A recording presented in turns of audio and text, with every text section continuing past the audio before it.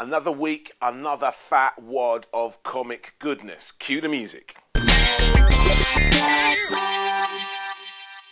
So this week we see the latest issue of The Boys hit the stands, and I've got to kind of admit this is one of my absolute favourite ongoing series. This is one of the books that kind of dragged me back in to the kind of comic reading fold. I absolutely love The Boys.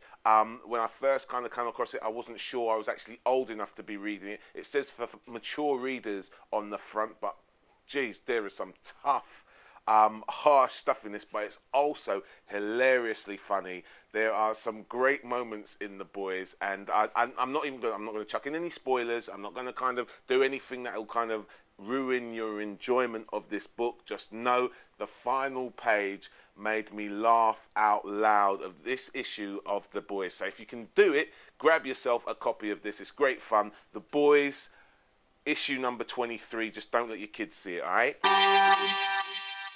Here it is. It's Supergirl number 34, and this is a bit of a strange pick for me because I have not been down with the whole Supergirl thing since that awful Supergirl movie, all right, which I thought sucked, frankly. Now, I'm not a big fan, but I've actually checked this book out and really was quite impressed with it. It's kind of got like a Buffy the Vampire sort of a feel to it, i.e. we've got this young girl, she's got amazing powers, she's trying to come to terms with them in the modern world, and she's always got to kind of be held up to this kind of Superman super standard, which obviously she's always going to fall a little bit short of, but it's real interesting stuff, and like lots of interpersonal stuff and the inner workings of the relationships between all of the different other superheroes and her, and it's really quite interesting to kind of get that sort of insight into their world. So if you want to kind of check out a little bit of a variation on the super action, then Supergirl 34 might be something for you.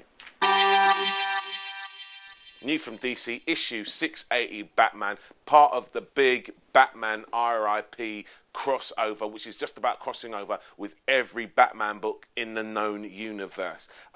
Very complicated, dense story going on here, but essentially it's a big psychological warfare style attack on Batman to try and bring him down, as is always, it's generally the sort of thing that goes on with Batman. Someone's trying to kind of destroy the Batman and he has to kind of work the way out. But this looks like these guys are going to get even closer to breaking the Batman than even Bane did. All right, so this, we're promised that this is going to change the whole of the kind of Bat universe forever. We are promised that somebody's going to die. Will it be the Batman? Will it be one of the kind of major characters? We're not sure yet. It's not revealed in this book, but we're starting to get close, I think. So if you want to kind of keep up with what's going on with this massive Bat crossover, Batman RIP, then 680 of Batman is definitely an issue you should pick up. Whilst it's not exactly the greatest week of comic book releases, there are a few other bits and pieces worthy of your attention. If you've got time, try and check out the 25th issue of Justice League of America. It's a special double-sized issue with loads of people contributing to that one. Far too long to go into here.